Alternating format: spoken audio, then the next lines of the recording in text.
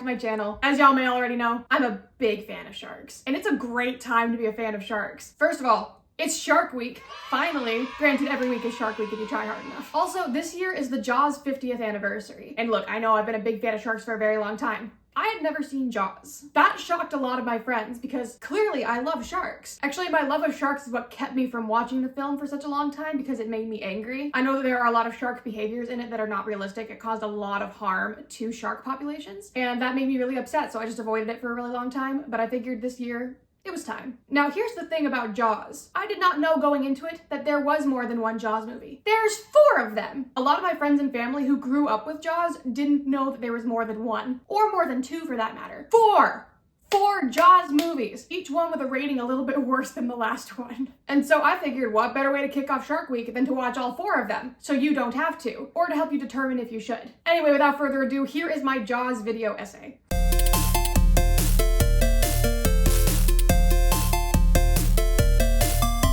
Alright, to kick things off, we're gonna start with the birthday boy in question, Jaws, the original. This movie has a 97% rating on the tomato meter on Rotten Tomatoes and a 90% on the popcorn meter. A pretty solid rating. So just a quick abridged version of Jaws, there's like 2 parts to this movie. The first part is shark eats a bunch of people. The second half is boys' night on a fishing boat. Except it's multiple nights and all sorts of unhinged shit just keeps happening. Like all good horror movies, it starts with a group of young people smoking and inebriated on a beach. There are 2 in particular. There's a beautiful blonde girl, duh, and a pretty mediocre blonde berries and cream looking mother who has definitely got a thing for her. And she gives him the eyes and she starts heading towards the water. Now he's very drunk and he's like, "What's your name?" And she's like, "I'm Chrissy." And he's like, "Where are you going?" And she's like, "Swimming."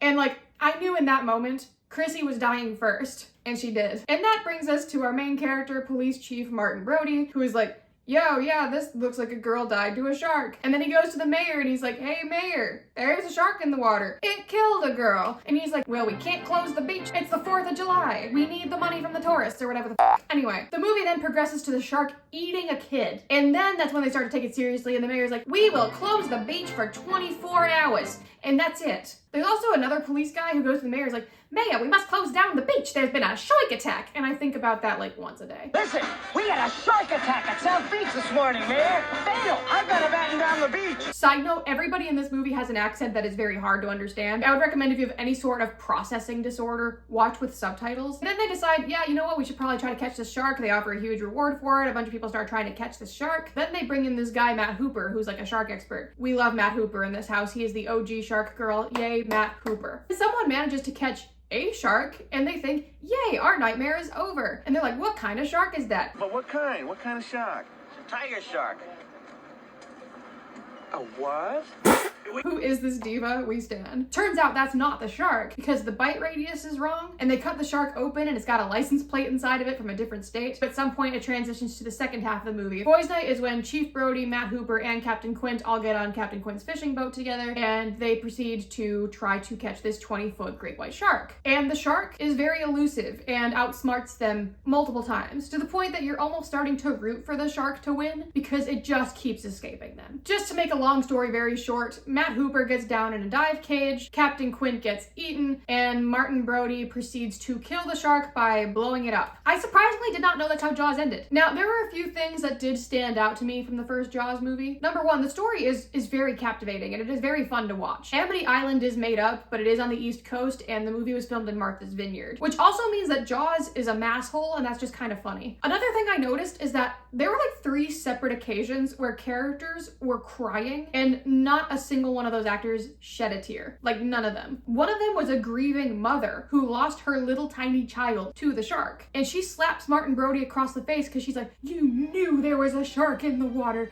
and you let them swim. My son is dead." Not a single tear. Look, I know the movie went over budget, but like tears? Tears are water. Water's free. You tell me that nobody had eye drops? Like nothing? Anyway, that did make me kind of giggle a little bit, which did kind of take me out of it. For all of that, it probably sounds like I'm complaining about the movie. I genuinely really liked the movie. I'm gonna rate it an 8.5 out of 10. I really liked Jaws. I have more thoughts on it, but I'm gonna move on to Jaws 2 real quick. Jaws 2 has a 56% rating on the tomato meter and a 40% on the popcorn meter on the Rotten Tomatoes website. So something that's kind of funny about each of the Jaws movies is that like less and less of the original actors come back for the next ones. Richard Dreyfuss didn't come back for Jaws 2. Matt Matt Hooper does not come back for the second one. He's not dead, he's just not there. So in this one, it once again follows Police Chief Martin Brody and his wife and his two kids. His two kids who are now older than they were in the first Jaws movie. His kids weren't a huge plot point in the first Jaws movie. There is one point where a shark narrowly dodges an attack with them, and the older son Michael goes into shock, and the younger one Sean is just crying a lot with no tears. But anyway, in the second movie, they're older now. Michael is now, I think, probably about a high school junior or senior. I can't remember if they actually said, but like older high school. And then Sean is still pretty dang little and so cute. Jaws 2 starts pretty upbeat, like in a way that I wasn't expecting. Like it looks more like it's gonna be like a coming of age movie than it looks like it's gonna be a horror. There's like this grand opening ceremony of a fancy hotel, I think it is. The high school band is there, and it sort of sets up that there's gonna be this plot point that's really big surrounding the children. Then we start to see these little references that the shark is back. And the first major clue that washes up on the beach, literally, is a dead killer whale. And there's this like marine biologist lady who comes out and inspects it, and she's like looking at it and she's just like, oh yeah, it looks like something bit this creature. And Martin Brody's like, did you check the bite radius? And she's looking at him like he's crazy. Then there's this part where she talks about how sharks don't have grudges. It doesn't really come up again in the movie, but this is important to bring up later. Sharks don't hold grudges is something that she says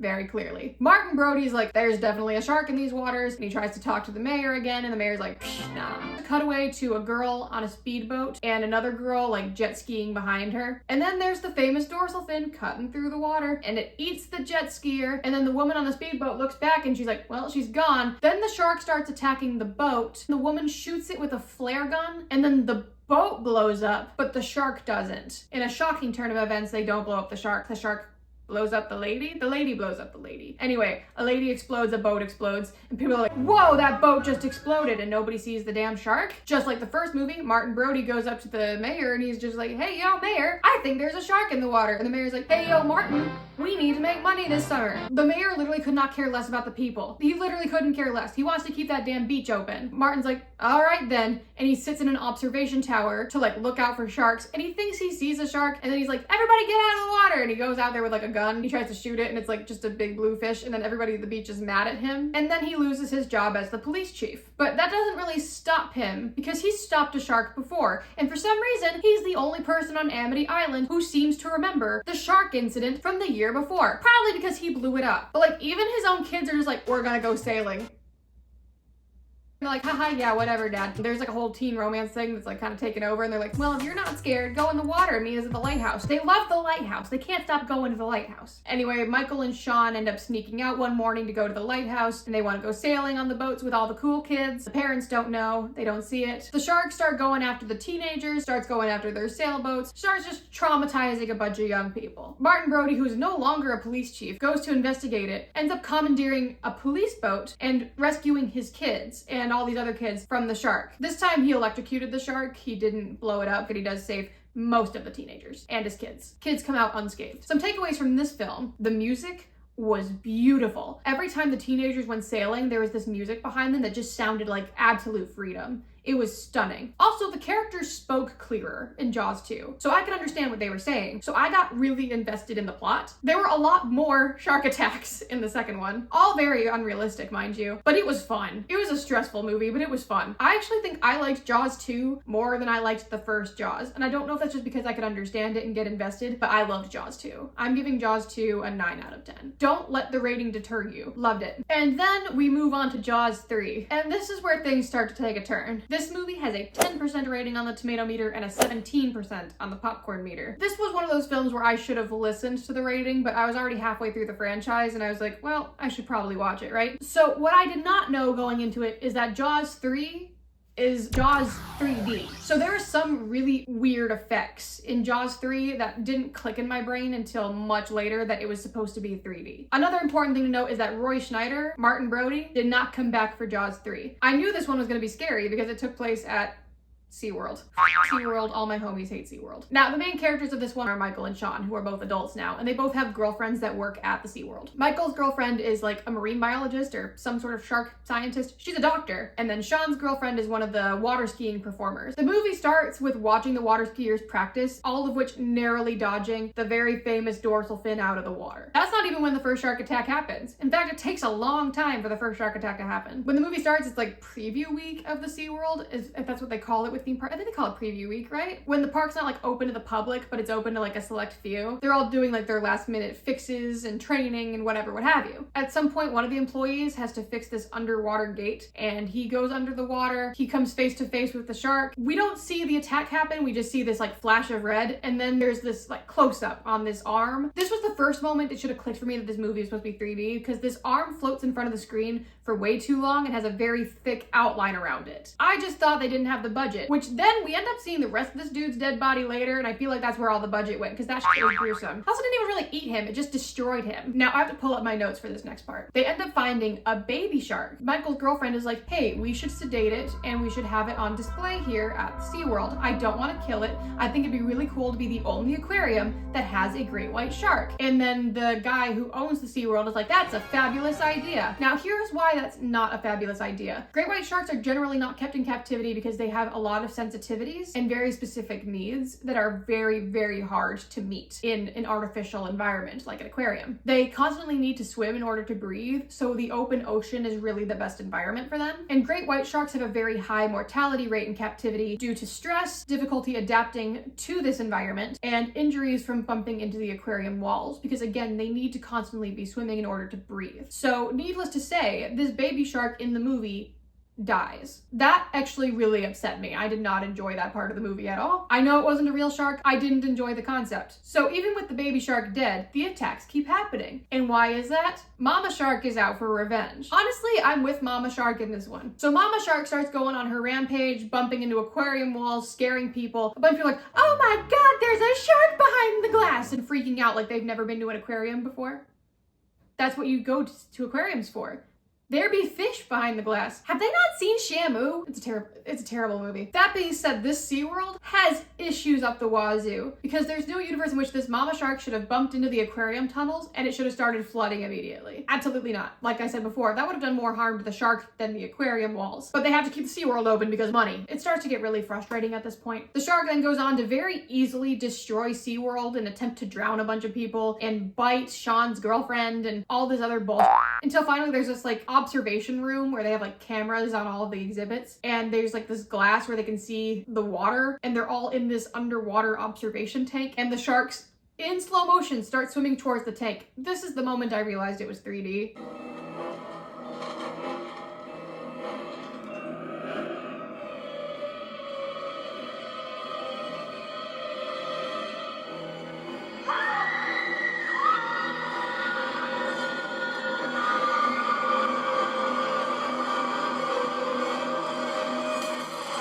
No.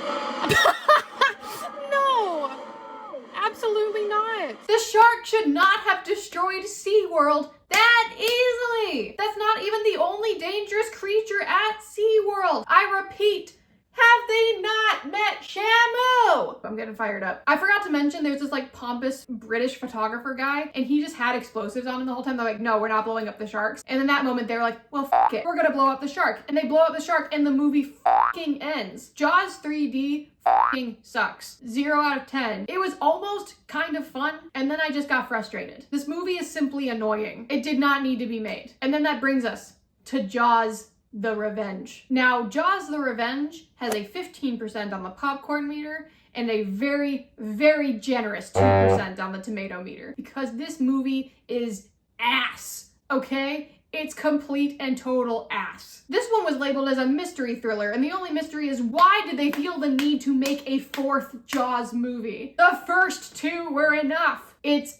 ass. Anyway, this one's interesting because Ellen comes back. She's like the only remaining actual original cast of Jaws who comes back. The movie begins with Sean and Ellen in the kitchen making dinner. It's Christmas time. Martin's calling because he's coming to visit, and he's got his girlfriend, fiance. They're not married. I'm 99% sure they weren't married. And their little daughter, Thea, and they're coming to visit for Christmas. It is implied that Martin has passed away, but Sean is now the police chief, which is cool. He's carrying on his father's legacy. Also carrying on his father's legacy is like the only person on Amity Island who seems to remember that Amity Island has sharks. Sean's very afraid of the water because he watched a girl die in Jaws 2. And you know what? valid. Anyway, he has like a police thing he has to do where he's on a police boat and he's like inspecting a buoy, and it's dark outside and there's a Christmas show happening in the street. People don't hear him when his arm gets bitten off by a shark over the side of the boat, because all that people can hear are people singing Noel, Noel, Noel, Noel, because it keeps cutting back to and from that. You know what? Here, let me show you my reaction to Sean being bitten by a shark.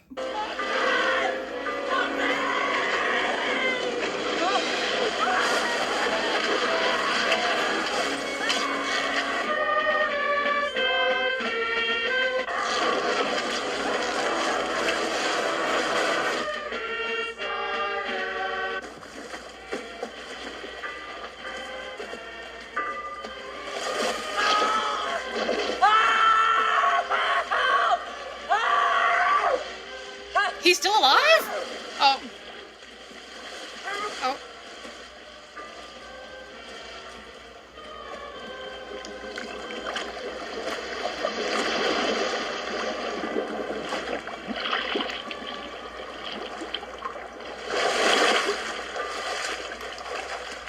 No.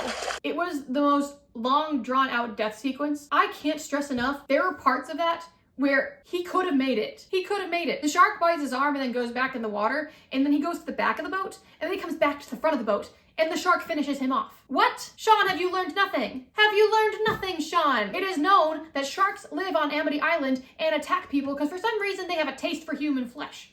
By the way, great white sharks don't have taste for human flesh. This is something that Jaws made up. The family gets back together. They're all grieving Sean. It's very upsetting. And look, it is upsetting, okay? Sean's been in every movie thus far. They had a major character death to kick off the 4th film. Not the way I like to start a movie, but okay. And then Ellen's like, the shark is out for revenge. It's taking revenge on our family. And Michael's like, Mom, stop being ridiculous. And she's like, well, the shark killed your brother and it killed your father. And he's like, Mom, Dad died of a heart attack. And she's like, it's the stress of the shark. Sharks don't hold grudges. And they go to the Bahamas for a little bit because Michael's actually been studying to be like some sort of ocean scientist there, and he's like almost got his degree, and he and his friend are like researching like shells and coral and then they're like, yo, there's a big ass shark in the water, we should go inspect it. And Ellen's like, you should not inspect it, you should stay out of the water, that shark is after our family. And they're like, nah. And she's like, no, I swear there's revenge, the shark is seeking revenge. And they're like, nah, sharks don't hold grudges. So suddenly Michael has forgotten everything that's led up to this point because he wants to go inspect the damn shark. During this, there's like a seaplane pilot who took them to the Bahamas, and Ellen has this whole love affair with him, and it's